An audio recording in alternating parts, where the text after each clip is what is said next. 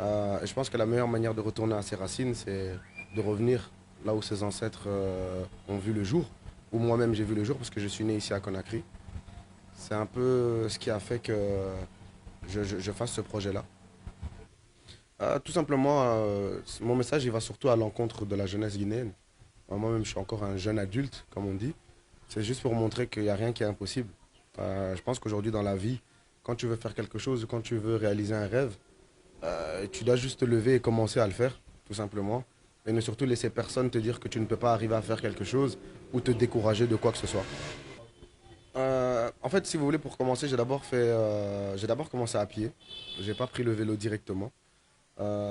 J'ai d'abord commencé de Bruxelles jusqu'à Toulouse, en France, qui fait un peu plus de 1000 km. Ça m'a pris 17 jours. Et ensuite, à ce moment-là, c'est à Toulouse que j'ai acheté le vélo. Les difficultés que j'ai rencontrées, en fait, ce sont les difficultés, je pense que les personnes qui vivent ici rencontrent au quotidien. La soif, la faim, la fatigue, euh, la chaleur par certains pays. Ça, ce sont vraiment les grosses, grosses difficultés que j'ai reçues. Et vous savez, quand tu es à vélo, ton vélo, c'est un outil.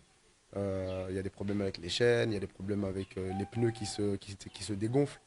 C'est fatigant de rester assis, de tenir le guidon. Ça, c'est un peu les difficultés que j'ai rencontrées. En Europe, en principe, je dormais souvent dehors, dans les champs, dans les forêts, dans les campings, parce qu'en Europe, il y a beaucoup d'endroits qui sont des zones de camping qui sont faits uniquement pour les personnes qui ont des tentes. Euh, pour vous dire, j'ai dormi dans un cimetière aussi. Et quand j'ai appelé ma mère pour l'anecdote en lui disant ça, elle a eu très très peur. Elle m'a dit de plus la rappeler tant que j'avais pas quitté ce cimetière-là. En Europe, c'était principalement à l'extérieur que je dormais, parce que j'avais une tente, un sac de couchage, un tapis à mettre au sol. Sinon, ici en Afrique, depuis que je suis arrivé au Maroc, je n'ai dormi aucune fois dehors. Aucune fois. J'ai toujours été reçu par des personnes, j'ai toujours été accueilli et on m'a souvent prêté l'hospitalité. Tout simplement, je pense que l'être humain est curieux. Quand tu vois quelqu'un arriver avec un vélo, avec des sacs, avec un sac de couchage devant, une tente, quoi qu'il arrive, ça va piquer ta curiosité. Souvent, les personnes, en fait, venaient me poser des questions, me demander d'où je venais, me demander où j'allais. Ou moi-même, quand j'arrivais dans la ville dans laquelle je devais m'arrêter pour la nuit, j'allais vers les personnes. Parce que moi, je suis à la recherche quotidienne de contacts.